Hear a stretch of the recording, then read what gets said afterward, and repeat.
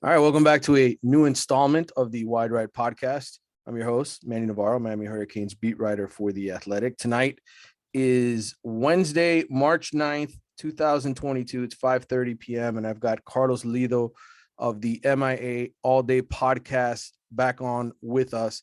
And today we're actually going to see if we upload this episode to YouTube. So this may be the first time you get to see how bad looking I really am. Carlos at least is wearing a Canes cap, which makes him half decent. I'm covering up the male pattern baldness. I kind of look like a soccer ball right now because I haven't cut my hair in the last couple of weeks, so I've got the patches. So I had to wear the Canes cap also because I had to rep the Canes. So this is also a warning for anybody that's a fan of the show. Please, if you do not like men in their 40s that are slightly out of shape, avert your eyes. Stick to the podcast. I'm terribly out of shape. You're slightly out of shape, but I'm terribly out of shape. If like dad bods are your thing, then hey, we're the magic Mike of the dad bod.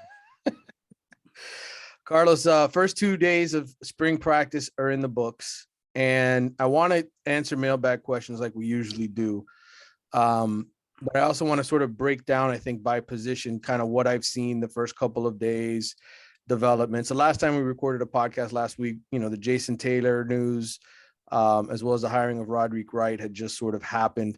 And we kind of reacted to that live, and we talked a whole lot about coaching. I don't want to, spend too much time talking about coaching, but, personnel, any questions that are sort of on your mind, on the public's mind here after 2 days of practice. I know I'm excited. I'm going to be leaving Friday for California with the 7-on-7 team, the South Florida Express. They're going to be playing in a tournament out in Los Angeles for the first time in 3 years. Brett Getz, who is one of the guys who runs the South Florida Express, invited me to come along, kind of embed myself with the team so that I could write about. That's such an official journalist word. You're embedded with the South Florida Express. Be embedded with them while they visit USC, UCLA. I'm playing a tournament out there. I think we're going to go to the Chinese Man Theater as well.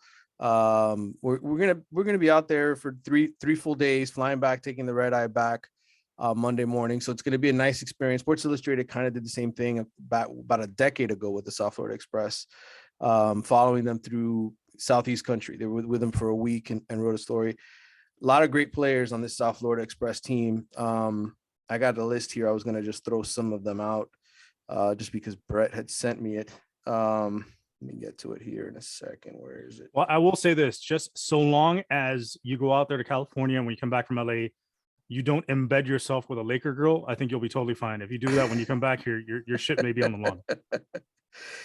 All right, these are some of the standout names. Brandon Innes, 5-star receiver from American Heritage. Carnell Tate, 5-star receiver out of IMG Academy. Lamar Seymour, who's currently a Canes commitment from Miami Northwestern. He transferred there. Nathaniel Joseph, Clemson commitment. He's at Edison. Edwin Joseph, a receiver out of Chaminade. Allen Mitchell, running back. He's one of the top pass catching running backs in the country out of Missouri. Mark Fletcher, the 4-star tailback. Cormani McLean, who of course is the big 5-star cornerback. I'd say he's the number one target on Miami's board. Mm-hmm. Who else? I mean, there's a lot of big names on here. Tony Mitchell, another big time cornerback out of Alabama. He's going to be going on the trip as well. I think he's a 5-star kid. Damon Fagan out of Plantation American Heritage, safety, a 4-star kid. Hakeem Williams, 4-star wide receiver. They're spending about $15,000 or $16,000 on this trip, and it's kind of a, I don't know. I think it's kind of a cool thing. These guys are going to be stars in college football for the years to come. So hopefully I have some good stories to tell when I get back from Cali. But I'm looking forward to that. But let's focus on current practice. I mean, 2 practices in. What has sort of grabbed you, Carlos? I know you read and obviously you have your own podcast, the MIA All Day Pod. What's kind of grabbed you here from the first couple of days that's sort of left an impression on you? Well, first of all, thank you for the respect that I actually read and inform myself. You may have given me a little bit more credit than you should, especially when it comes to spring football. But I have been reading up, and to me, the most interesting development so far is that battle between Thad Franklin and Henry Parrish Jr. at the running back spot for that number 1 rep. So that means to me that it's an open competition to see who's going to be playing behind Jalen Knight right now, and these 2 guys are going to have that leg up on Don Chaney Jr. when he comes back. To me, it may very well be that maybe the guy that wins this battle in the spring could be the number one running back coming into fall camp, just because they were there and they took the reps. And the fact that Thad Franklin is sort of splitting reps with Henry Parrish right now tells me, and along with the reports that he's rebuilt his body, he looks a little bit better, a little bit leaner, a little bit stronger, that he could possibly push for that number one running back position. And then that could shake things up in terms of who transfers out, who stays, and all that kind of stuff. It's funny. I don't know who you've been reading. I didn't come away with that impression necessarily. I saw Parrish and I thought he was a little undersized. And I thought, Jalen Knighton, they're listed as the same height and weight or very similar. And I feel like Jalen Knighton is considerably bigger in his upper body than Henry Parrish. He looks more to me like a third down back, a guy who you use out in the passing game quite a bit. And I'm not saying he can't be effective, but I know the reputation is, well, if he ran for this many yards in the SEC, he must be good. Go back and look at how many yards a lot of teams ran for in the SEC. These aren't the old defenses that they used to face back in the day when he was over there at Ole Miss. So, a lot of big yardage. I'm not trying to say Henry Parrish isn't a good player, but certainly my impression after 2 days is he's a little small. And I don't know that he's the kind of back that you can necessarily give the ball a ton to. I think that's why they recruited a guy like Trevante Citizen and why they've got, big bodied guys like Thad Franklin and Cody Brown there, so that you have a little bit more mass, guys that can bruise between the tackles. And then you have a guy like Parrish and Knighton who are more on the outside. Injuries are a big story, Carlos. There's 15 guys out, another 2 that are limited.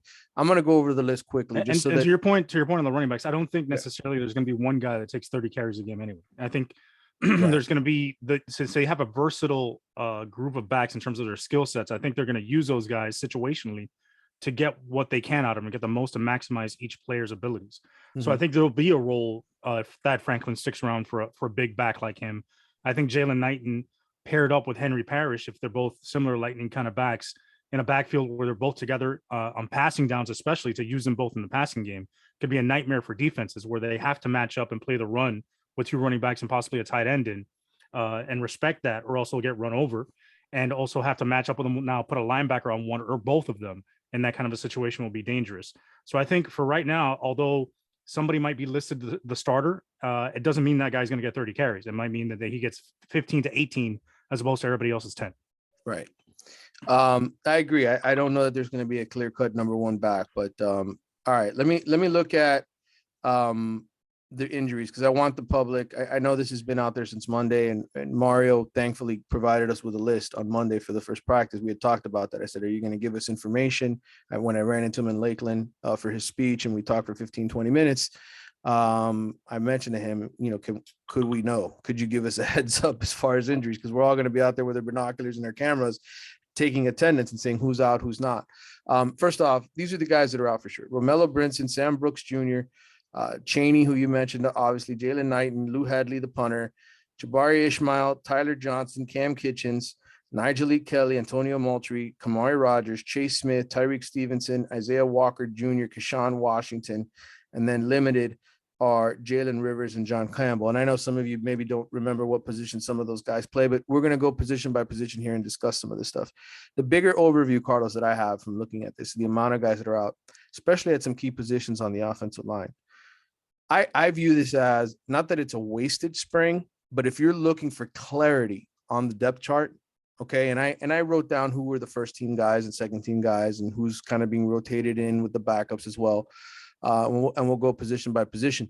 But I just think we're not going to really get anything out of the spring other than some good work for some guys that don't play a lot. And I think for us for anybody to say this guy locked up a position in the spring or this guy is ahead of this guy, there's too many key players out with injuries to be able to say that, especially at, position battles that we know are probably going to go down to the very end, like linebacker. Chase Smith is a big time kid for Miami. He's out this spring. He's one of the guys out.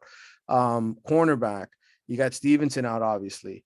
Kamari Rogers, the talented, elite top 100 player recruit at cornerback. He's out following, his senior season injury.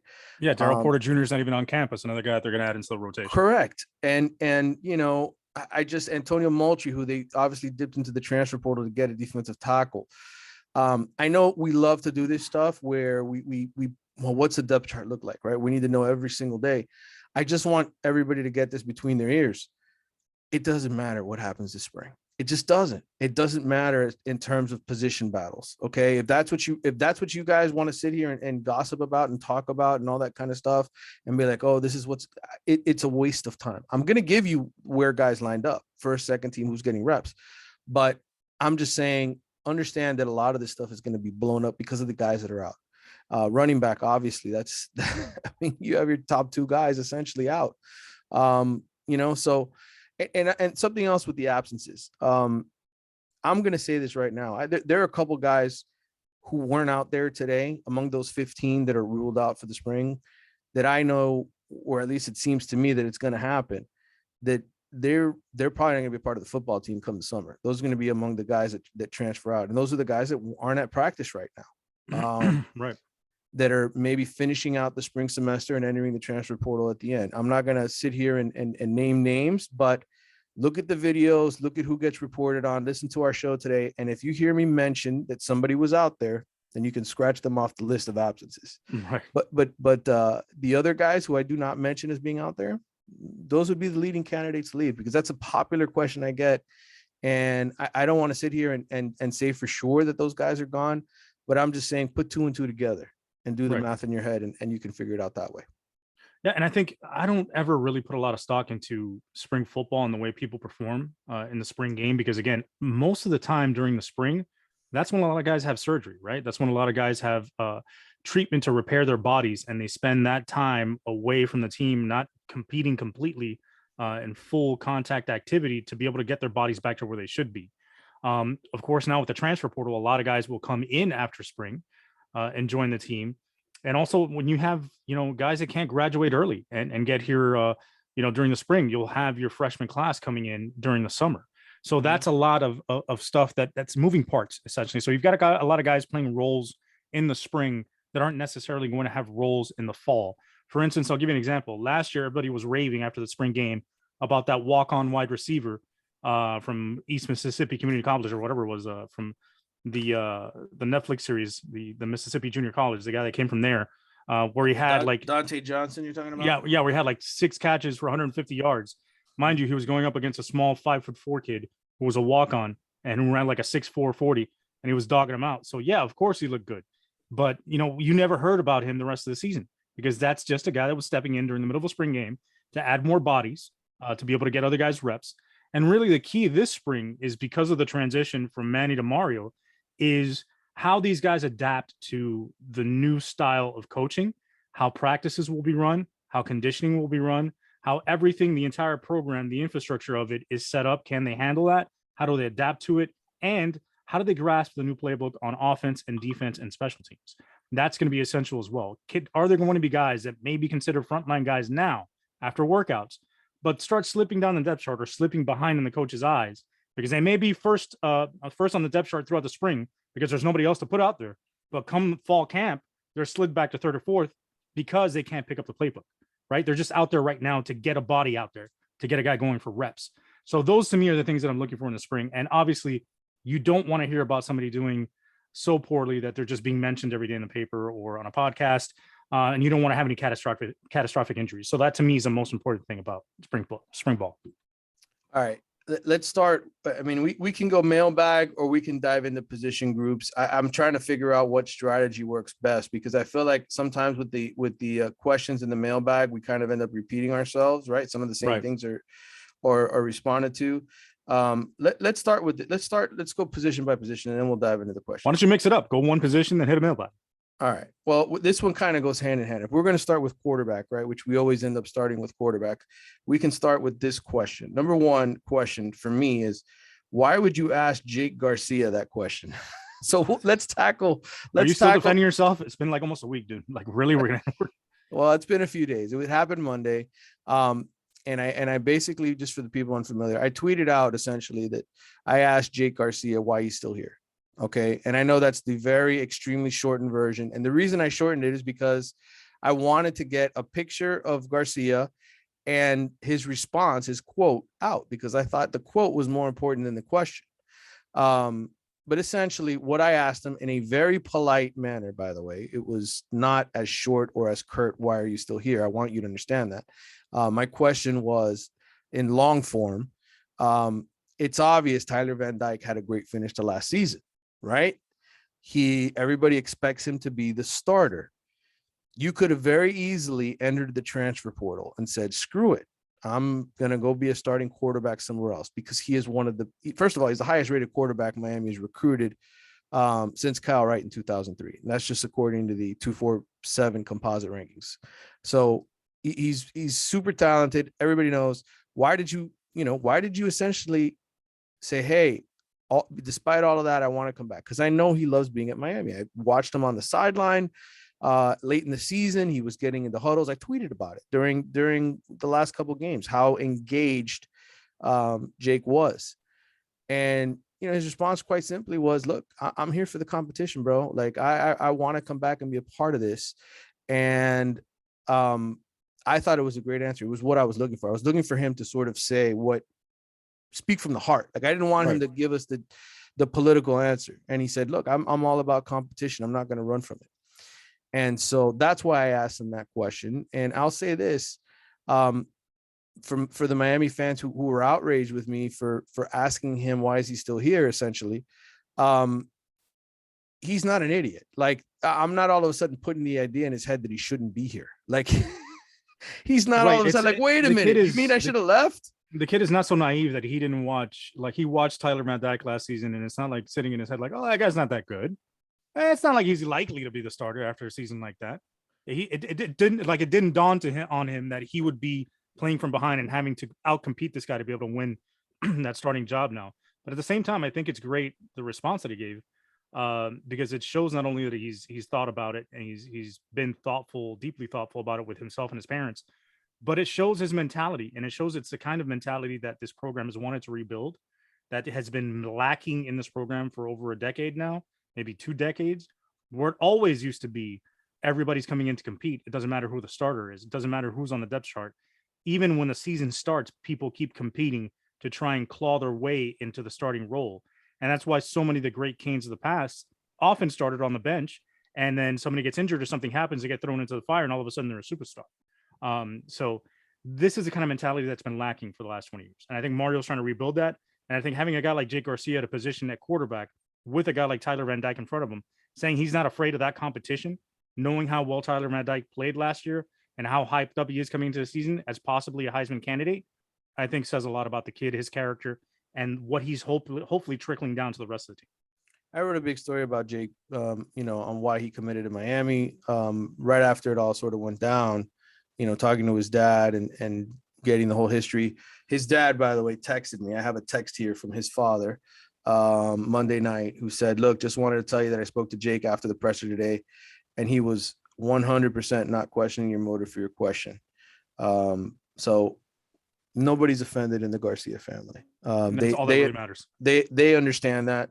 And I would say ultimately to the Canes fans that, and this isn't related to anything Garcia messaged me, but I would say to the Canes fan, when you attack your own writers or you attack your own players, that's noticed. That's all I'm going to say about it. That's noticed by the players, the parents, the family. And so this whole thing on social media and Twitter of just going after people is not necessarily a good thing for you guys to do. I'm not saying you look, I say something that is, and it's my fault, by the way. I shouldn't have tweeted that it was that short version of the question, because it didn't show like I gave a damn. It sounded like I was really rude to him, which I wasn't. And I tried to explain myself afterward, but people were still upset. But my whole point is, everything that you say on social media, there's somebody watching. And I get messages from parents all the time saying, I can't believe the fans are acting like this, or I can't believe they're attacking our kids like this. And all of that hurts. And social media is a dangerous weapon. And I can tell you that coaches that were at Miami have complained about that. They've openly complained about the way the fans sometimes react on social media. So again, you want to attack me? That's cool. I don't give a damn. I can defend myself just fine. Right. But I think fans ought to think about that. All right. But as far as the overall quarterback position is concerned, now that we've gotten past the mailbag question for it, how does Tyler Van Dyke look? I would say he looks just as good as he did at the end of last season. I spoke to Tyler when he was filming his commercial for Life Wallet last week. I was there Friday for about 4.5 hours with John Ruiz and his people in a fancy building in Coral Gables while Very they were nice. where they were filming this commercial with Tyler and about 5 offensive linemen. And I can tell you, as far as the playbook and everything else is concerned, he talked about it being more challenging. He says there's more, wrinkles in the formations and so forth. But ultimately, it's just the language is different, but the concepts are the same. So it's just about learning a new language. Guys like Tyler and Jake, that's what quarterbacks do. The bigger question I have is how the other positions respond to it. Do the receivers pick up the language? Do they understand where they're supposed to be? People have asked me, why do you change the language? Carlos, I think because you change the language because Mario's here. It's an entirely different regime. Yeah. Not only that, I mean, usually like it's not like Nick Saban, right? Nick Saban makes all his offensive coordinators adapt to his terminology that they use on offense and defense. Same thing with the defensive coordinators. It's been famously stated by Kelvin many times that whoever comes in as the OC is going to have to use the same terminology they've been using for years. You could use your concepts, but you have to adapt it to what we call them, our language. But like you said, coming in, Josh Gaddis is coming into a system that's brand new with Mario Cristobal. Everybody's coming together for the first time. It's not like a holdover staff from Oregon. So right. It is a new language that everybody's learning. So maybe even Josh Gaddis's language is something that's been simplified from his time at Michigan or adjusted to help everybody understand it on the staff, not just the team. Because remember, it's not just the players learning this offense. Frank Ponce has never run this offense with Josh Gaddis, right?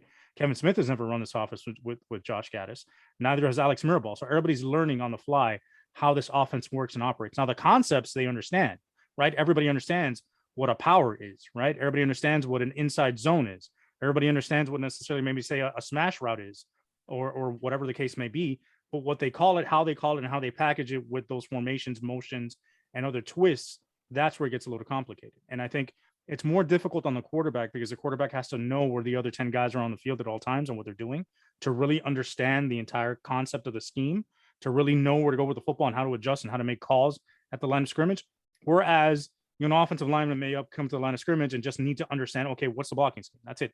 I don't give a shit about the formation unless we're going tackle over unbalanced or something like that. I'm going to line up in the same place anyway. I just need to know what we're running. Like a receiver will have to know motions and how to adjust his alignment and all those kinds of things. So it's a little bit more difficult for them. And the running backs have to adjust how they align and their blocking scheme. How do they play into the pass protection and things of that nature? So each position group adapts a little bit differently. Whereas, like I said, the heavy burden is on the quarterback to understand where everybody else is. But if he's picking it up and he understands it, that's the most important thing, because at the end of the day, he can direct people to where they need to go. As you see many times when guys come to the huddle and like, what do I do? I don't know. Quarterbacks will direct them to go where to go. And if you at least have one guy in that same position group that can guide somebody else, like a guard telling a center or center telling a guard or a guard telling a tackle, yo, this is what we have. Okay, I got it. They can figure it out. Well, and I would say the good part of this all is that they're started install 3 or 4 weeks ago already. So like it's not like they're getting into spring practice and all of a sudden what's the name of that play? Like they've been studying this for 3 or 4 weeks during the fourth quarter program and so forth. Tyler was out there, they can't use a football, but using a towel for so to speak, doing things to follow the rules, but going through the motions. And having familiarity with everything that Josh Gaddis and Frank Ponce and those guys want them to do. Another note on the quarterbacks, Ja'Cory Brown to me looks phenomenal. Like physically, he looks like a kid that fits Miami, and that to me is a big theme in all this. When I look at this roster, is who fits Miami. Mario Cristobal's Miami. I think Ja'Cory Brown definitely fits Mario Cristobal's Miami. Is he deadly accurate? No, he's got to work on that still, but he improved his senior year of high school. And being here early in camp allows you to be in a position where in the event Jake Garcia wants to leave $60,000 this year and $85,000 next year on the table for Life Wallet, right? Mm-hmm. Because he would transfer to another school and potentially not represent them anymore. If he wants to leave, I am not scared having Ja'Cory Brown be the backup quarterback. Now, when you say he fits Miami, what about him do you think fits Miami the most? First of all, I think it's very cerebral, very concentrated into it. one thing Josh Gaddis said today after practice is, and we noticed this during we get to watch 2 periods of 11 on 11, by the way, Carlos. I should have said that maybe from the top. The rest of it is individual drills. That also for you guys that are out there listening to the pod or watching. I'm sorry again. Forgive us for the way we look on YouTube. I don't get to watch shit. So I rely on Manny for all this information. So that's why I'm asking. Okay. Well, we watch about 15 minutes of 11 on 11. At least we did the first 2 days. I can tell you from watching those minutes, and again, Gaddis said this after practice, you're only seeing Tyler and Jake get the snaps in those 11 on 11 drills. And he's, but while you're watching, I'm watching, and I see Ja'Carri Brown behind Jake while he takes a snap, physically going through the motions and the reads on his own behind the quarterback. Now you're saying, well, why is he doing that? He's taking mental reps. Yeah. You played quarterback. Why do you do that? He's taking mental reps because as instead of standing on the sideline or standing behind the quarterbacks and just jerking around and laughing and playing around, what he's doing is he's taking the same sight reads, taking the same mental rep that Jake Garcia is, and watching it all develop at the same time. So although he's not able to take the snap and throw the football, he's going through the progression in his mind to know that what this look like, this is the look that we're getting. This is where I think the ball should go. Okay, Jake went there. I would have gone over here, but why? This is what they did on the defensive side to react to what the route call was. So he's basically in the game. He's in the practice mentally. He's not physically doing it, but mentally he's playing that chess match with the defense and seeing, okay, so this is how that route concept looks against cover 3, or this is how it looks like against cover 4. This is how it looks like if we've got a blitzing corner, and this is a hot read in that situation. So he's going through all these progressions. So when he gets his chance to go 11 on 11, he already knows what to do. He's not going in there cold. He's not going there trying to figure it out as he goes along. He's already got the mental side down. Now it's just executing it physically. He's got really good zip on his ball, a lot of arm strength. The comparison for him by a lot of people was Cam Newton. I don't know that he's Cam Newton. I just know that he's good. And I know that he's going to be good with Frank Ponce working with him. So I always look at this thing from, how does Miami sustain success? Well, first of all, Tyler Van Dyke goes pro after this season. Jake Garcia is the quarterback for next year at the very least. And then Ja'Carri Brown, after 2 years of being in the system, is ready to tackle it in 24. That's how you get in position to win a national championship. In my mind, you have to have that position solidified the way Ohio State does every single year. They bring in a boatload of QBs, guys transfer out. Right now, this setup 1, 2, 3 is phenomenal for Miami. And you talk about depth, right? Mario, the first day, he basically made it known this team is not very deep. And then when he says that, it's not that they don't have enough scholarship players. They're over the scholarship limit. What he means is we're not at the championship level depth that I know Miami has to be at. And to me, and we're going to get into these other positions in a second, but which, by the way, you've been harping on that for quite a long time. Yes. Saying that a lot of these guys may be 4 stars, but they're overrated. Yes. And they're not as good as people thought they were coming in. And people have shit on that idea that, because what happens a lot with recruiting is, like anything, like if you're a comic book fan, you have your favorite superhero, right?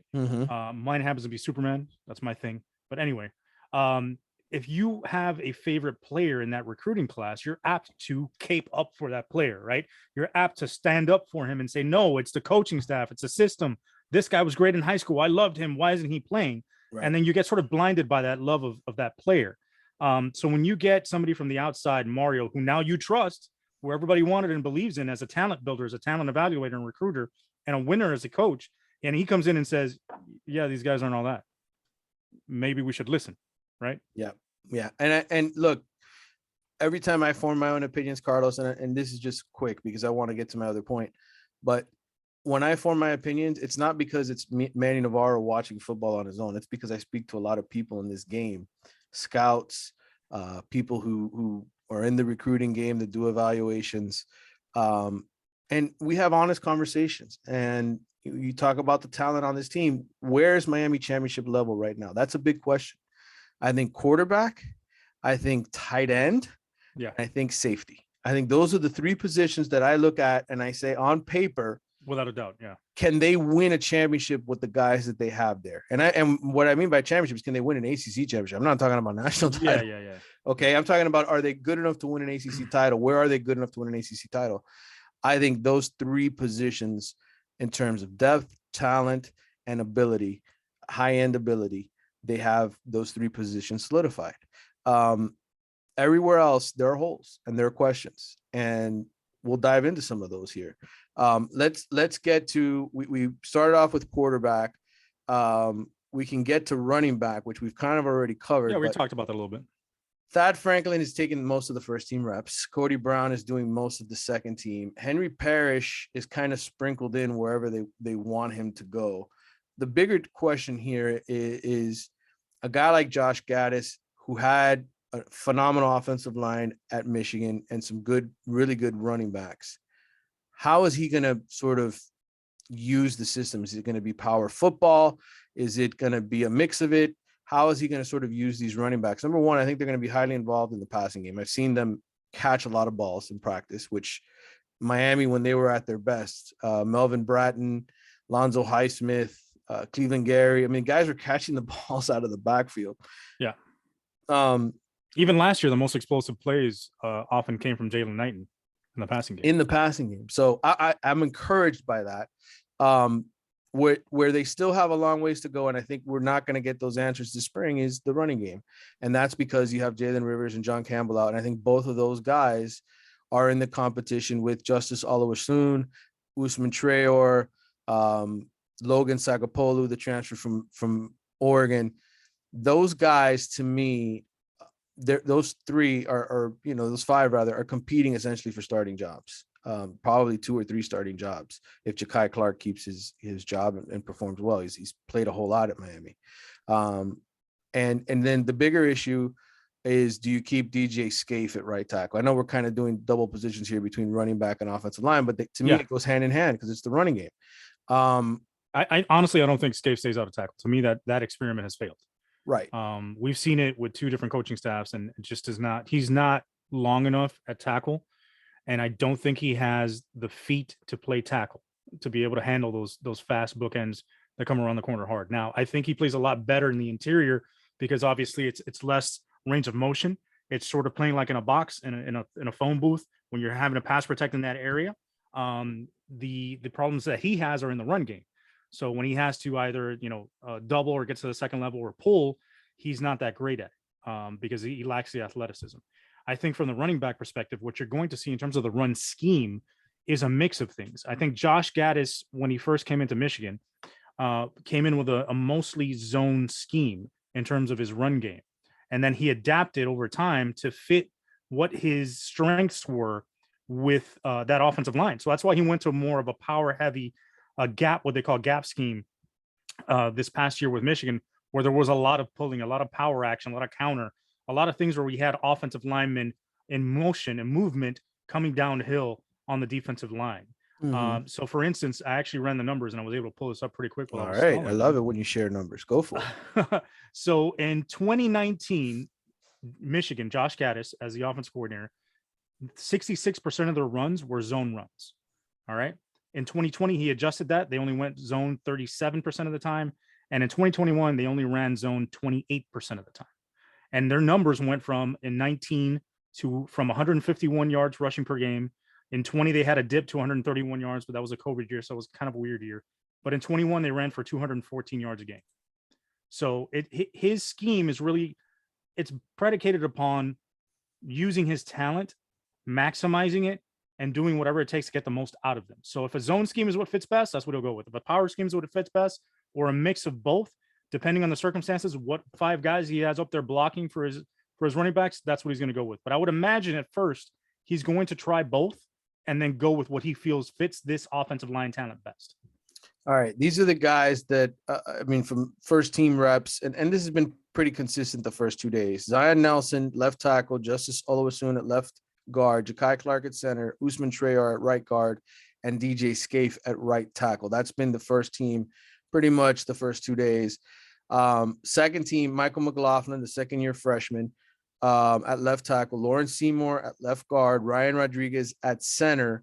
All those guys were part of the 2021 or 21 recruiting class. Mm-hmm. You got Cleveland Reed at right guard, Chris Washington at right tackle, and then Logan Sagapolu has kind of been both at center at guard at different times that I've seen him. Those are the 11 guys that are sort of in the mix with snaps and workloads. Obviously, Jalen Rivers and John Campbell are going to get back into it.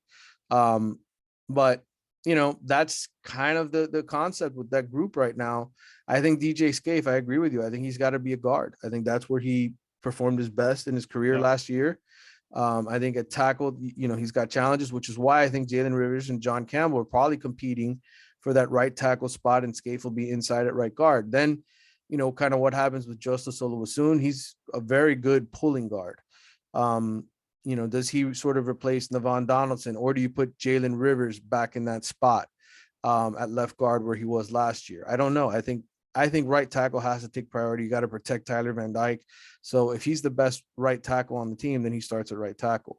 And then you figure out what you do between John Campbell and Justice Oluwaseun at left guard, or if Usman Traore is able to stay in there. But those are going to be the battles in the fall. Right now, we're going to let these guys all get a ton of snaps. We're going to see them. Whoever's healthy is getting the snaps. Right. Whoever's healthy is getting the snaps. And McLaughlin to me looks really, really good. Just watching him, his body physically, he was one of the 5 guys in that commercial with Tyler Van Dyke for Life Wallet. Good looking kid in terms of physics, physicality and so forth. But, they're practicing in shorts right now. So we will see what happens. Today, McLaughlin went up against Cyrus Moss and he ate him alive. He just kind of tossed him to the side. Cyrus Moss needs to put on some weight. We'll get to defensive linemen in a minute, but I'm just saying McLaughlin has ability. He's a 4-star kid. I like him. Tall. A big, tall kid. He's more 6'8" than he is 6'7", I think. Long body, and he moves well. He's a former basketball player. He came from the Midwest. That's what you want to tackle. Yeah, you want those kind of guys. I like him a lot. Hopefully he stays healthy this whole year and is able to be a contributor and maybe sort of the swing tackle on the offensive line if John Campbell isn't able to get back to 100%. All right. There was one running back related question from the mailbag that I'm going to steal from here. And this is from Gary's Guys on Twitter. Any update on how Chaney is recovering from knee injury? I know he's out on spring, but interested to hear any update there. All right. He's out there going through work, right? He's not one of those handful of guys who's not out there practicing right now. So that's a positive sign. I think, for Chaney, the bigger issue with him is staying healthy. He's been a guy who unfortunately has dealt with a lot of injuries. I just think we'll find out soon enough in the fall where he is in his development and his skills, because to me, he's still the most talented back on the team, in my opinion. I agree. I think he's the most talented back on the team. But like you said, like we talked about it last podcast, I don't remember him being healthy the last few years, even dating back to high school. I can't remember the last full season he was healthy and didn't miss time with injuries. Even coming out of high school senior year, I think he had like a shoulder thing coming into UM. So, it's all about his body moving forward. Can he be durable enough to be counted on? And that remains to be seen yet. Because if he can be, the kid's a stud. He's a great player. But, it remains to be seen. All right. I'm going to transition here to the tight ends because it kind of fits in with the offensive line as well as our mailbag question. This is from Oscar Ortega 75. I heard Mallory say that he feels a lot more energetic during practice. Hopefully that translates to games. Testament to the fourth quarter program. What's our strength and conditioning look like moving forward to the season? What's the focus? Good questions, Oscar. Here's how the tight ends sort of tie from the offensive line conversation that we just finished. Josh Gaddis said he talked about, it actually was Will Mallory and Elijah Rowe talked about the 12 personnel, having 2 tight ends on the field. And Gaddis talked about how much they're going to use the tight ends, not just in the passing game, but essentially the running game. And that was a big part of it at Michigan. I know from your study, you saw that as well, Carlos, when you broke down the Michigan offense and looked at some of those numbers. Will Mallory has been a guy who has tried to put on weight and get himself to a level where he could block really well. And it remains a work in progress for him.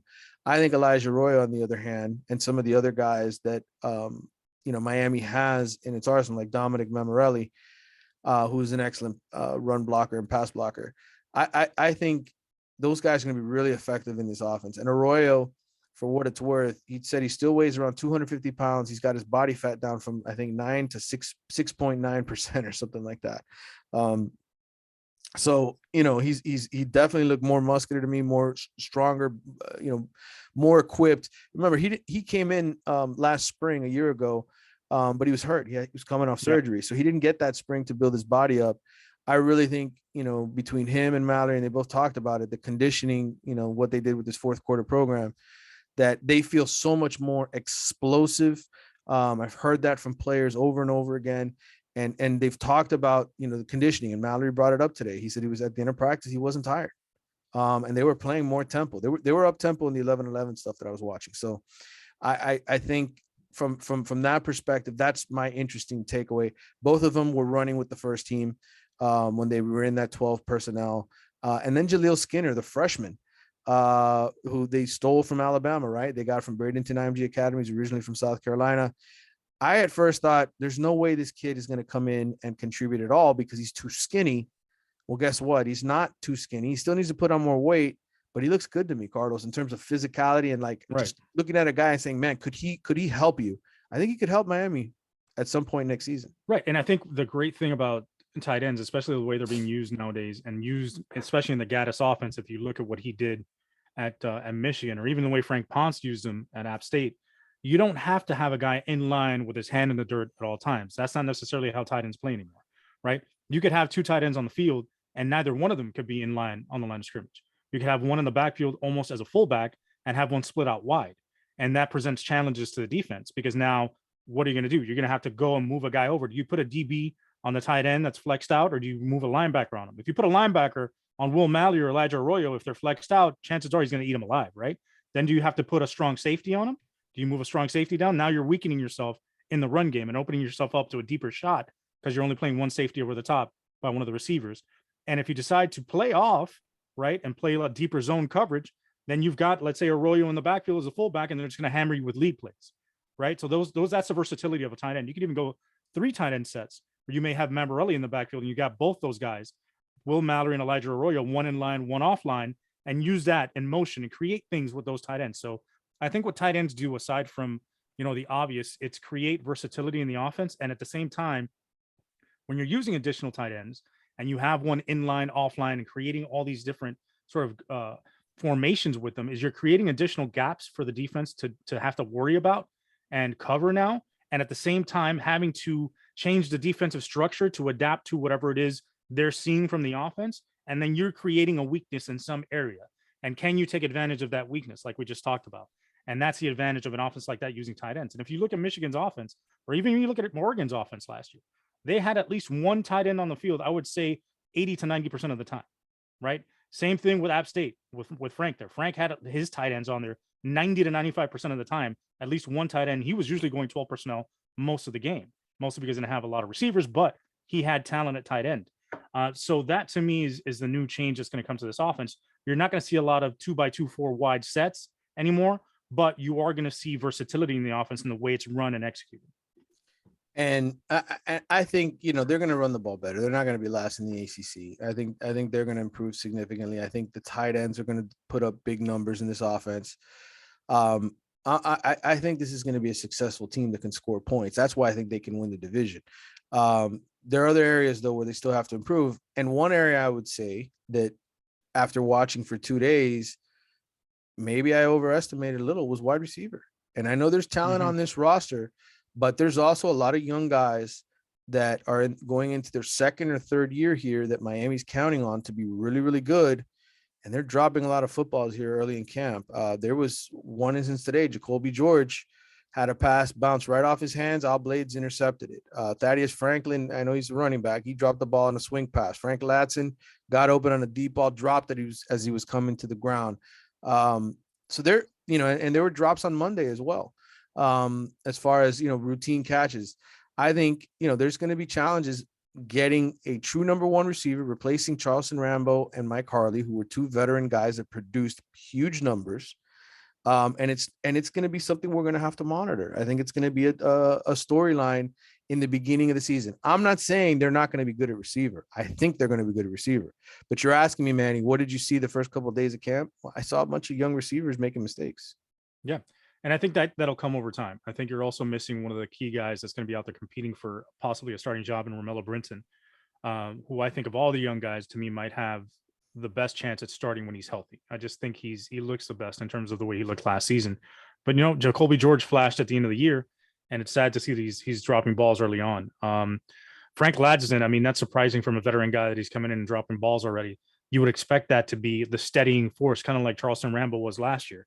But it hasn't happened yet so far in camp. But, it's still early, like you said. There's time for this to develop. And I think I want to see Keyshawn Smith take that next step, like we've talked about. I think he has the potential to be the number one guy. He's got the explosion. He reminds me a little bit of Amon Richards. And if he can get it all together, I think he'd be explosive in that same way. The starters today, and Monday at times, Jacoby George, Keyshawn Smith, Restrepo. Those were the three guys I saw most often with the first unit at receiver. Mm-hmm. And then you had Ladson, Daslin Worsham, and Brashard Smith primarily with the second unit. Restrepo, of course, with the first unit in the slot, and Smith, the second unit. And then Michael Redding was kind of in the rotation with that last group. There's only 7 healthy receivers because you still got the freshman coming in this summer, and then Romello Brinson, who's out, as you mentioned. So only 7 guys getting reps. Maybe they're tired. They're running a whole lot of routes in practice. Maybe Who knows, that's man? leading to it. But again, that's a little mini storyline at the beginning. In the end, I'm not worried about it because I think talent will prevail. But it's something to keep an eye on, as we near the season. Do these guys, especially in the spring game, who kind of steps up into that lead role and catches the ball consistently? Will Mallory talked about it today as a tight end. He said, I want to become somebody who's dependable. Well, guess what? The first half of last season, he wasn't. The second half, he was. Dependable doesn't mean one half of the season and not the other. Dependable means all season long. But I will say, let's not forget either. When Charleston Rambo came in his first 2 games, it wasn't like he was a superstar. It was that Michigan State game where he really broke out. So maybe it takes a game or 2 before somebody gets into that mode. And I think what Rambo showed us last year is how important a vertical threat is, right? Because a lot of his plays were down the field, and Tyler Van Dyke likes to push the ball down the field. And you need somebody that's reliable on those vertical routes. And if they can't have that, and if they're only able to work reliably with guys in the slot like Xavier Restrepo, or use the tight ends and use the backs out of the backfield, and maybe sometimes create vertical mismatches with those guys, it's not going to be enough. You need a guy on the outside to push that defense and force a safety to have to come over the top and respect them. If not, then it's going to be a long time. It's going to be long days for Tyler Van Dyke trying to get guys open down the field. Let's switch over to defense. All right, this was the first team defensive line. Jafari Harvey and Chance Williams were at end. Leonard Taylor and Jared Harrison Hunt were defensive tackle. I know there's got to be celebration in the streets that Leonard Taylor is running with the first team because, first of all, he's an elite player. I thought I saw like a crowd today on 8th Street with pots and pans banging because Leonard Taylor started defensive tackle today. Yeah, he was with the first unit, and he actually created a pressure on Tyler Van Dyke, which caused an incompletion. I saw that in the 11-on-11. He got back there. They're obviously not allowed to hit the quarterback, but put the pressure on him, tapped him on the shoulder, got the ball released. It was incomplete anyway. So, again, he's doing what he's supposed to do. Second team defensive line, the tackles were Jordan Miller and Alan Hay Jr., and you had Cyrus Moss getting some snaps, and then you had Josh Neely, 84, the former walk-on, getting snaps as well. Wow. That's because you have injuries, right? No Nigel Lee Kelly, the freshman who was supposed to come in and participate. Antonio Moultrie was in an arm sling. He's coming in to play defensive tackle. Jacob Lichtenstein is supposed to get some opportunities. He was in there in the rotation. I saw him in the 11-11, but not with the first team. So,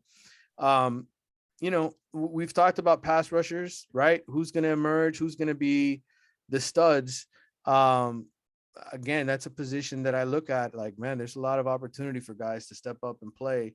And I will say this as far as the injuries, 99, our boy from Columbus, and Elijah Roberts got nicked up on the first day of spring practice, kind of rolled his ankle a little bit. He was back out there today, but he wasn't in the rotation. He normally would be. Right. So and I think that makes more sense starting with Jafari Harvey, since he would be like the anchor and the strong end, since he's a bigger dude. My takeaway, Cyrus Moss needs to put on weight. He's very thin. Nigel Lee Kelly was out there working. He looks bigger than Cyrus Moss right now. Cyrus Moss's legs are very thin. I don't know. Will those guys be able to help this year? I think it's going to be one of those deals where as the season gets later and later in the year, maybe they get more snaps. But I think early on, Miami's going to need these veteran guys to play well. Leonard Taylor's going to have to be a beast. Jafari Harvey's going to have to step up. Chance Williams going to have to step up. You're going to need Elijah Roberts healthy to help you to kind of move him around on the field. Did I forget somebody on a defensive line position? Because I don't know if I'm forgetting somebody that I might have missed that pops into your head, Carlos. But I can tell you those were the guys that were out there. I don't know if I'm did I miss anybody else? No, It's a big name. not that I can think of the top of my head, but I think like you said, the ends would should be Jafari Harvey, Elijah Roberts, Cam Williams. Well, You're looking at Williams no longer on the team. He left last Chance year. Williams. Well, Chance Chance Williams, Williams, yes. one of the Williams guys. There you go. Lichtenstein, obviously, you just talked about him. Leonard Taylor, Jared Harrison Hunt, Jordan Miller, Alan Hay. I'm surprised to get some run. It's good to see that. So yeah, there's nobody coming to the top of my head right now aside from those guys that should be getting some reps. Yeah, again, that's a position that I think if Miami can find help in the transfer portal, especially at defensive end, I think that's they do that. We'll see what happens here after the spring and in the summertime with scholarship numbers, etc. But I could see them looking for more defensive line help right now. It's just hard. They're not wearing pads yet. Once we start to see them in pads, maybe we'll get better opinions. All right, the linebackers, which obviously is the number one question everybody has on their mind, right? Like who's going to emerge at that spot? Charlie Strong. My first observation about linebackers is Charlie Strong is out there with a turtleneck and khakis on, khaki shorts. He is a braver man than I dealing with this heat. Yeah, which I texted you and Kelvin about earlier today. I was like, Yes. what the hell is this guy doing out there in a turtleneck, long sleeves, and 90-degree weather? Yes. The quick answer is he's actually he's boiling his dinner as he's practicing. So he's got a baked potato in there and a steak inside his shirt. All right. And he's got him in aluminum foil. So by the time he's done with practice, those things are ready to go. Very interesting situation for Charlie. I was talking with a parent of somebody, one of the linebackers. I don't want to give away who it was, but he said Charlie's great. The kids love him. He's a trip off the field. He's a big jokester, but once he's on the field, he turns into a complete a-hole. Like he is all about the results, bro. Like all about focus. And if you screw up, he's gonna chew you out. And the linebackers are all his. There's nobody assisting him with it as far as Kevin Steele or anybody else. Kevin Steele's working with the safeties. And then Jamil Adai's working with the cornerbacks. But as far as the linebacker position is concerned, they kind of leaving Charlie, all of it to him. As far as personnel, Corey Flagg, Deshaun Troutman, seen those guys mostly with the first team. Deshaun Troutman was more today because Keontra Smith was also with the first team on Monday. Today I saw Smith, Ryan Ragoni at middle linebacker with the second unit, and then Wesley Basainth sprinkled in. Again, Chase Smith is the guy that you say to yourself, hey, when is he going to get healthy and how does he sort of fit into the thing? But those are the names right now. There's some other names that I didn't mention, right? You're probably asking yourself, where's Sam Brooks? Where's Tyreek Austin Cave? I didn't see those guys out there. Okay. So again, we'll see what happens with that position, but that's sort of the early read here in camp. Your thoughts? Yeah, I mean, I'm not too surprised. Corey Flagg is probably the best guy they have right now to play middle linebacker. Although he's not athletic, or he wasn't athletic enough last season to really be an effective middle linebacker. Hopefully this fourth quarter program and the strength and conditioning program they're using with David Feld, with Aaron Feld, changes that a little bit, at least makes him, gives him the ability to be a better player in space, which was his biggest problem. I think Deshaun Troutman starting next to him is pretty interesting. I thought he might have had a shot to get some playing time this year. To see him moving up, obviously early in the spring without anybody else competing against him, is interesting. Hopefully he can he can be a contributor, if not a starter. Wesley Basainth, I think eventually as he builds his body and he gets more acclimated to being in college, may just push for a starting role, hopefully by midseason or maybe sooner, depending on what goes on. Like I've said with Keontra Smith, I think he's good, but I don't necessarily think he's a linebacker. I think he's more of a striker. Who knows where he ends up? Maybe he does stay at that weak side linebacker role and maybe fights his way back into a starting job, but who knows? To me, the other question is Avery Huff, right? What is he finally going to do? Is he finally going to pick up this playbook? Is he going to finally understand his assignments? Can you use his athleticism? Maybe that's a guy that you look at and say, okay, maybe he's not a linebacker. We need help in the pass rush. How about converting him into just a pass rush end, right? A guy that we use situationally, like they used to use a Trent Harris, like a Demetrius Jackson, under the Mark Richt, Manny Diaz era. Use those guys in those special situations to bring him in at end just to create havoc and use his length and athleticism to be a force there on passing situations. Yeah, I think linebacker is very interesting. One thing I will say is, there were times when they lined up with only two linebackers because Gilbert Frierson was out there on the perimeter. I think Keontra Smith was out there in coverage at times, sort of in a slot type role. Um, you know, so you're going to see how they sort of implement or how do they sort of use that strike, quote unquote, striker position, the money line, whatever it is that they're calling it. It'll be interesting how it's used in the spring game. That's when I'm going to judge it. Hey, how did they use that third linebacker spot slash, extra DB?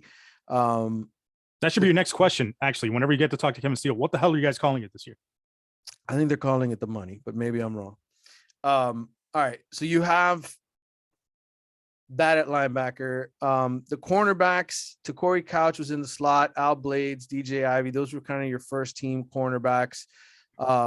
These first couple days, you've seen, Gabe Frierson, as I mentioned earlier, Gilbert Frierson, not Gabe Frierson, Gilbert Frierson. Gabe Frierson was my dentist. Yes, that's why I got confused. Your dentist. Yes, he's kind of in the slot, out in coverage as well, which is what he is. He could be a DB or a inside the box tackle guy. Gil did look bigger to me physically. He looked like he made some gains, and I know he did an interview with us and talked about it a little bit. But as far as the backup corners, Marcus Clark, Isaiah Dunson, those are the guys lining up at cornerback. I mentioned earlier, Jamila Dye is sort of focused on that group. And the safeties are going with Kevin Steele. Malik Curtis was in there as in the rotation as well. Miami, of course, has Tyreek Stevenson and Kamari Rogers out. They're not part of the rotation. And then, of course, Daryl Porter Jr., who will arrive in the summer. So you got three cornerbacks out. This is a good opportunity to look at Al Blades and DJ Ivy, Clark and Dunson, and see, can they help you? Manny Diaz had moved Dunson to safety. Well, Dunson's back at corner under this regime. So we will see what they can contribute. Your thoughts on the cornerback position? Yeah, I think obviously the guys who I think might end up being the number one and number two corners aren't even there right now, right? And Tyreek Stevenson should be the number one corner. I think Daryl Porter Jr. may likely end up being the number two corner. DJ Ivy's been here for a long time. He's been very up and down, inconsistent. Can Jamil Adai get the most out of him? Can he finally get him to play mentally the way he needs him? Because he's got the athletic ability, right? He's got the speed, he's got the length. He's a bigger corner. If he's got all things clicking, then he could be a pretty good corner, but he just hasn't shown it consistently here. Al Blade's coming back from the hernia this year after following the myocarditis back in 2020. He's had a couple unfortunate incidents when it comes to his health. Hopefully he can work his back way into being a contributor. He wasn't a great corner, but he was solid. He was decent. He's a guy that can contribute there if you need him to. And I think he's good enough to be at least a rotational guy. To Corey Couch, I'm glad to see him playing in the slot. I don't think he's an outside corner because of his size. And they kind of exposed that last season throughout the year when he was on the outside. They were taking shots at him one-on-one. I think the interesting guy here, I think Isaiah Dunson could be something. I don't know how good he is in terms of his speed and his coverage and getting back into man-to-man, but I think he's willing to come up and tackle, which I think is interesting as a corner, which I think is a necessity in some cases. And Malik Curtis is kind of the wild card. Is he really a corner? Should he have been a wide receiver? How are you going to use that guy? Can you use him in the return game to take advantage of his speed? And does his body develop? Because he was a kind of a thin guy when he first came in. Yeah. All good questions. Again, like you said, the two best guys aren't here yet or not in, practicing per se. Tyreek is the one. I would say Porter has a really good chance of being the two, but I wouldn't be surprised if Al Blades or Ivy, compete for that spot. Porter's a smaller guy. Blades and Ivy have a little bit more size. All right, your safeties with Cameron Kitchens out, James Williams and Avante Williams are getting all the snaps at first team safety, and then your backups have been Brian Balaam and then Jalen Harrell, a kid who really wasn't utilized at all under the Manny Diaz regime. They're the guys that were getting primarily the second team reps. Kashawn Washington is obviously another guy out because of injury, but he was out on the field. That's what I've got at the safety position right now, as far as guys that I'm seeing contributing and actually participating. Let me look at the list of who else is supposed to be out there. Isaiah Dunson's no longer a safety, at least not right now. And then Markeith Williams doesn't get here till the summer. So that's your safety rotation and how guys are lined up. I wouldn't be surprised if that's one of the positions that you see some guys exiting after spring ball and heading out into the transfer portal. Because if Keyshawn Washington seems himself very deep on the depth chart right now during the spring, when Cam Kitchens comes back, he's going to be even deeper, right? So it's interesting to me to see Brian Balaam and Brian Balaam was supposed to be a pretty good player last year, then got the injury and missed time. But to see Jalen Harrell back at safety is interesting to me after Manny Diaz had moved him down into the corner. So that's an interesting move. And to see him ahead of Keyshawn Washington, who spent the entire season at safety, to me is interesting as well. So it means Jalen's picking it up quicker than Keyshawn is. So who knows what happens there at safety? I think the interesting thing at safety is you've got three incredible talents and they're all in the same class. They're going to be fresh. They're going to be sophomores now. Three guys are going to be sophomores. So getting playing time at safety in the near term here at the University of Miami, not going to be a lot of snaps, right? And they're probably going to want to find a way to get all three guys on the field at the same time in some capacity, somehow, just because they are probably your three best defensive backs. Maybe Tyreek Stevenson can sneak in there, but I think talent-wise, those are your three best defensive backs right now on the team, just because of what they bring from not just their speed and strength, but ability to tackle and be physical. I'd say if you had Cam Kitchens out there, you probably could experiment with James Williams at that, in the box at that striker money position. Because to me, that's where he's so dangerous, being in that box. He's long, he's rangy, he's going to yank guys down. He's a good tackler, a big hitter. That to me is where he can make some serious NFL money as a first round pick. And I'm not saying he can't do it as a safety, but man, I would love to see that experimentation. But we'll see what happens. I think we did a pretty thorough breakdown there of every single position with some early thoughts here in camp. We'll continue to do that in the next future podcast, but I want to jump into some of these other questions from the mailbag that we haven't addressed yet. This is from Canes for Life, son of AC42 on Twitter. How can there not be drastic improvement in our football team considering the drastic staff upgrade? This team was a few points away from being 10-2 last year with a bad head coach, staff leading them. If this team is only a 9-win team after all of this, ... Okay, so I'm going to use a famous quote by former Miami Hurricanes offensive coordinator first, and then eventually Miami Dolphins offensive coordinator, Gary Stevens. So Gary Stevens was the offensive coordinator for the Dolphins when his team was struggling with a bunch of talent on offense, supposedly. And they asked him, Gary, what's going on? Is it the play calling? What's going on there? Why aren't we scoring points?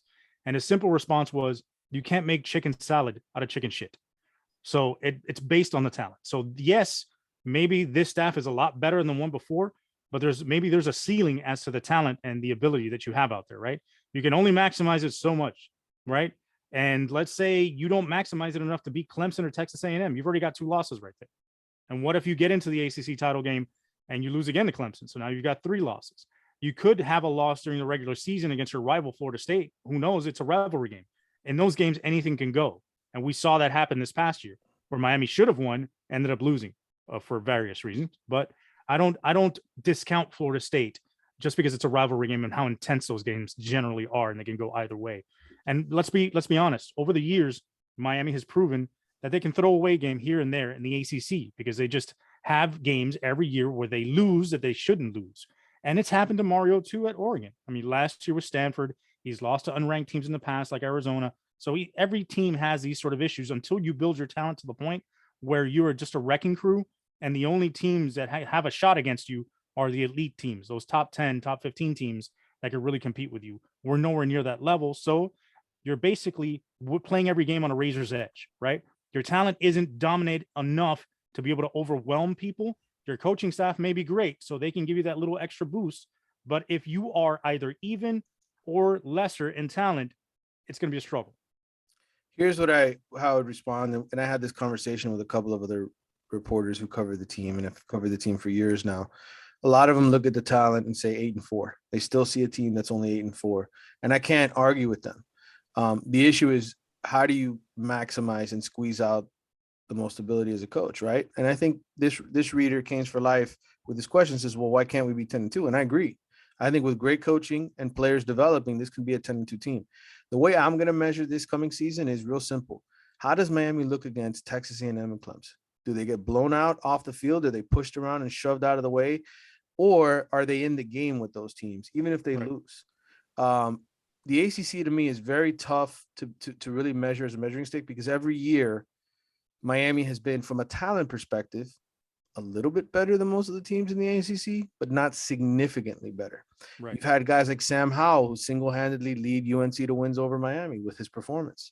You've had Virginia catch a few lucky bounces and beat Miami, right? One off the upright, one off a deflection in the end zone.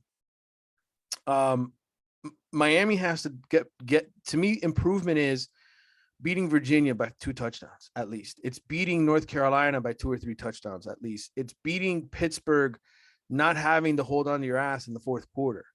It's beating those teams that you quote unquote have more talent than in a comfortable way, where all of a sudden you're getting younger player snaps. That's going to be progress for me. I think getting to 10 wins is a great number to shout out and say, get to 10 wins. That's real improvement. Yes, the record says what it says, but ultimately it's the way you play, how you win, and how you look even in losses. That's gonna be more, to me, what I'm looking at this season as far as progress for this program. Yeah, they could be 9-3 and look better than the team that went 10-2 in 2017, right? Correct. They could be or 10-1. They could be light years ahead of last year and end up 9-3, 8-4.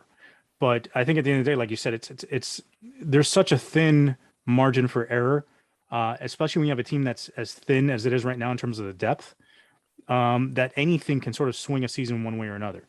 And we saw that last season with the injury to De'Aaron King. Tyler Van Dyke stepped in and ended up playing really well, but it took 2 games for him to get acclimated and really figure out the offense, and for Rhett Lashley to figure out how to use them for them to go on that run. You could have injuries that maybe derail the season because there aren't enough guys to really roll in there and step in. And you can have, like I said, a loss to a rival that's unexpected or a loss to another team that's unexpected, but you finish off strong, win a bowl game, and end up looking really good down the stretch. It's really more about, I think what we want to see is some of the deficiencies that have been around the program for the last few years finally get resolved. You want to see the defense tackle. You want to see them be physical. You want to see the offense be able to run the ball at will against people. You want to see this team impose its will on other teams and be physical with them. You don't want to see this team get its ass kicked up and down the field and give up 1,597 yards rushing in one game, right? You don't want to see them get beat on a 4th and 14 with the game on the line. You want to see them erase those mental errors, be disciplined, be in the right spot. And if they get beat, they get beat, but not unforced errors that hand games over. Correct. Couple questions that I'm going to punt on and push ahead to the next couple of weeks, because I want to get answers for you to some of these questions. I just don't have any of them right now. This is from Andrew17 on Twitter. Any updates on a new football facility or locker room? I've said here many times that the locker room is without a doubt being done. As far as the football facilities and exactly how much money they're spending, what it's going to look like, all of those kind of things, that's a Dan Radakovich question. And I haven't had a chance to talk to Dan Radakovich since his press conference. So I'd like to have some answers to those questions. I just don't have them right now. I want specifics. I want to give you specifics, but there's no question the facilities are being upgraded. Know that, Andrew. There's no question money is being spent to upgrade these facilities, but I want to give you details. Otherwise, I'm not really answering your question. Also, I want to let it be known to the coaches that I'm going to create my own little coaches lounge in my backyard if they want to come hang out. Manny and I will sponsor you. If Dan Radkovich wants to cut me a check to upgrade it even more, that's great. But there will be cigars, scotch, beer, and we can hang out and you guys can unwind in the backyard. I'm all for that. I can't wait to get back from California to do that with you. This is, and for tax season then, because I know you're busting your ass. This is from Nick Strong, Kane 23. How much of a difference have you seen in the way practices ran compared from last year? Cristobal in 305 basically asked the same thing. What do you notice that's different this year so far in spring ball compared to last year? I'm going to answer both of your guys' question this way, and thanks for sending them in. 2 days is not nearly enough time to give you a good opinion. I will tell you that there's no music playing. One of the parents pointed that out to me. There's no music. I like that. There's a lot of running to and from activities, right? Like they don't just walk or kind of slow jog over. It's running between drills. There's a lot of that. But that's kind of just the early impressions. That's all I can really give you. I mean, I want to see these guys in pads. I want to see what they look like when they're exhausted. And so far, they don't look exhausted. I'll tell you that. But it's shorts and helmets, so we don't know. All right, and TT Makati, your boy there, messaged me. Keep doing what you're doing. We appreciate you bringing us Canes info. I appreciate you, TT. Thank you for sending the question in. This is from actually there was no question, but just kind of Just type it. You just want to pat yourself on the back and let TT's comment just sit in the air. yeah, that's what I wanted to do. This is from Fabo or Fabo. Fabio. Yes, Fabio is me. How is Mario different than Manny Diaz? Well, he's taller for one. Yes, a lot taller. And a lot bigger. He speaks more Spanish, much more Spanish. A lot, yes. How is Mario different than Manny Diaz? I think all along, Mario, his experience, having gone what he's gone through, coaching at Oregon, being at Alabama, has him in the perfect place to have success at Miami. He's won, he's lost, and he's experienced what it's like to coach across the country on the West Coast, in the Southeastern Conference. He's ready for this job. Manny Diaz wasn't ready for this job. And that's not a knock on Manny. I think he was the best choice at the time for the University of Miami. That time was what, a 24-hour span between Mark Richt stepping down and them making the decision. Mario, I don't know that he would have been ready for this when Manny took over for Mark Richt. I think it was good that Mario stayed out there in the long run, because I think he won Rose Bowls, he won conference championships, and he lost conference championships. And I think he was hungry as hell. 51 years old. He's experienced a lot. Manny didn't experience a lot. He was at Temple for 17 days as a head coach. He was an assistant everywhere else. They're two different guys. As far as how they deal with the media, the amount of energy, heart that they put in, I've written about this already. Mario's a maniac on the recruiting trail. Manny, not a maniac. Manny wanted guys. I don't think he would get into a fight to get Shamar Stewart. I think Mario did. Those are the differences. Yeah, and I think, like, to your point about how Mario's coaching education has gone, he's gone from coaching at the University of Miami with not just playing there, but also coaching at the University of Miami as a grad assistant and eventually as a tight ends coach, to coaching with Greg Schiano at Rutgers. Huge to influence, then, yeah. So then going to, which Greg Schiano was highly successful at Rutgers during that time period. That's when he turned Rutgers around. Before he went to the Tampa Bay Buccaneers, having to build the FIU program from nothing, essentially, after Don Strock left it in shambles after he took it over initially as the inaugural coach. Then moving on to Alabama after a short stint in Miami for about 3 weeks, and then moving on to learn from Nick Saban, getting that master's course in coaching, and then moving on to Oregon to try and further his career as a coordinator, where he first got his first chance to be an offense coordinator, where he was co-coordinator with the guy that now I think is at Boise State. So he was elevated after Willie Taggart left to Florida State. So it was a different situation than he's in now. He was elevated as a coach at Oregon, a place that was trying to reclaim that success from Chip Kelly, where they lost it under Helfrich.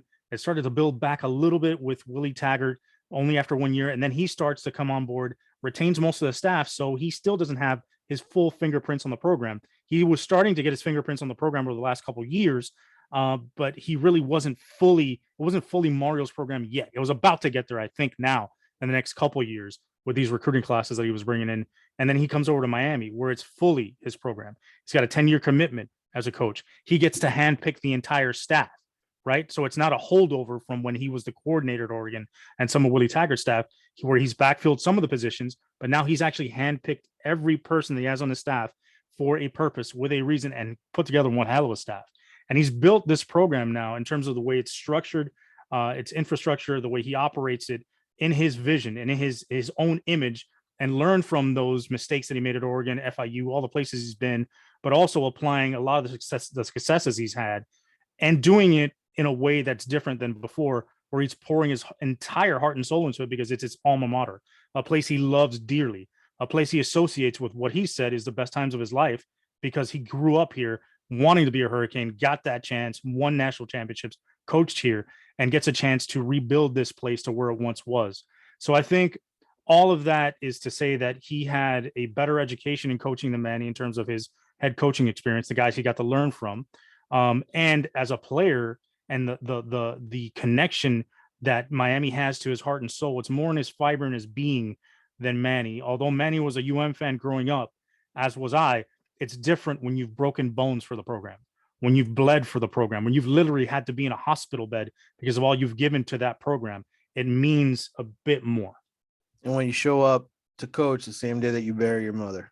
I mean, Yeah. that's That's work ethic. that's I texted somebody who's very close to Mario about that. I said, I don't know how he found the strength to do what he did, and the response I got in all capital letters was business first. That's what he thinks, and he is going to give his heart to the University of Miami program, win a championship or not. He is going to give it his all because how much he loves being here, and it's a different level. So, Carlos, you love this program. Thank you for being a part of the Wide Right podcast. Make sure to follow him on Twitter at Ledo 1307, ELLEDO 1307, or at MIA All Day Pod, which I don't tweet much from, but that's the podcast site. You could also listen to my podcast at the MIA All Day Podcast on Spotify, Apple Podcast, anywhere they have podcasts. I push it out through Anchor, so Anchor hits all those major spots. We started this podcast with the sun beginning to set. Now I'm in pitch darkness here in my office upstairs at my house. Antonio Tripp, 4-star offensive lineman they picked up out of the Baltimore area. Miami got a third commitment in the 2023 class. I'm going to see if at some point I can do an interview with him, get him on the pod. But for now, I'm going to just close out this episode because I feel like we covered a lot of ground, Carlos. We really do. Yeah, and you've got to get ready to catch your plane to Cali, man. And I'm so pumped up. I mean, I'm going to be taking pictures and writing stories and just kind of soaking in the South. Within those stories, you got to start giving me some food reviews. So I need some Roscoe chicken and waffles. I need you to hit the In-N-Out. I need you to do some stuff on the USC campus. Throw out the U. Do some disrespectful stuff to the USC campus. Compare their facilities to Miami's, and see what else you can do out there in LA, man. Get into some hijinks. Maybe go to Disney World. Maybe go to Disneyland and take some pictures over there as well. Yeah, I want to see if Lincoln Riley kicks me out, and same thing with Chip Kelly at UCLA. It's Friday, Saturday is going to be those two spots. What you can do is you could steal some Jordans from Lincoln Riley and say, "Hey, these Jordans were in the portal. I didn't steal them." I love it, Carlos. Thanks again, brother. We will catch up with you guys next week. Peace. All right, bro. Good work. All right, man. Later.